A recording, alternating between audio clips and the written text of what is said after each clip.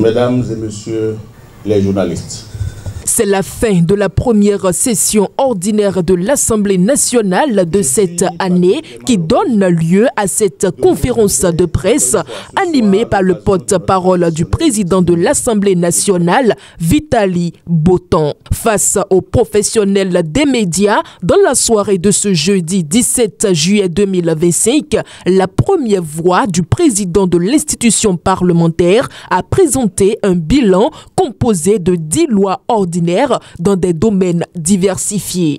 On peut entre autres citer de la loi numéro 2025-10 portant autorisation de ratification de l'accord d'établissement du Global Green Ground Institute, la loi numéro 2025 portant modification de la loi 2024-31 du 2 septembre 2024 relative à la reconnaissance de la nationalité béninoise aux afro-descendants en République du Bénin. Il convient de souligner que l'Assemblée nationale a également adopté en deuxième lecture la loi numéro 2025-06 du 12 mars 2025 modifiant et complétant la loi numéro 2012-15 du 18 mars 2013 modifiée et complétée portant code de procédure pénale en République du Bénin. 2 résolutions et 14 décrets de ratification d'accords de financement ont été adoptés par les parlementaires conformément aux dispositions constitutionnelles. La résolution numéro 2025-01 portant création d'une commission d'enquête parlementaire sur la gestion des ressources dédiées à la fourniture d'eau et d'électricité à Parakou. La résolution numéro 2025-02 modifiant le règlement intérieur de l'Assemblée nationale. Au cours donc de la session qui vient de s'achever, 14 décrets de ratification d'accords de financement ont été examinés par les députés. En termes de contrôle de l'action gouvernementale, Vitali Botton précise. Lors de la session écoulée, aucune question orale ou écrite au gouvernement n'a été examinée en plénière.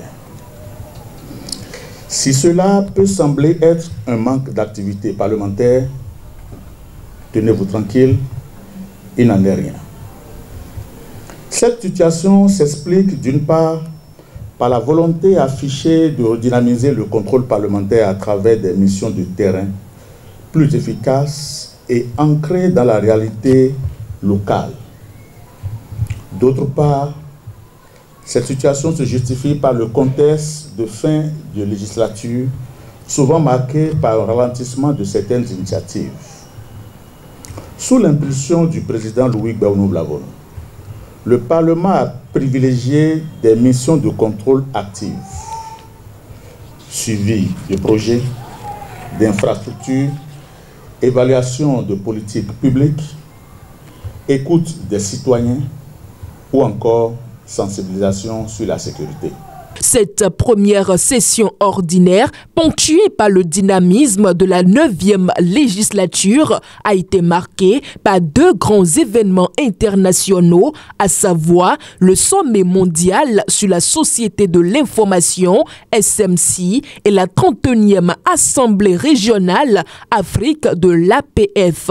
Le dernier volet abordé par le porte-parole Vitali Botton se rapporte à la relation entre l'institution parlementaire et les professionnels des médias.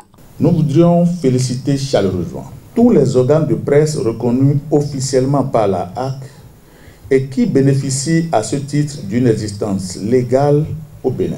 Votre rigueur administrative est à saluer autant que votre professionnalisme éditorial.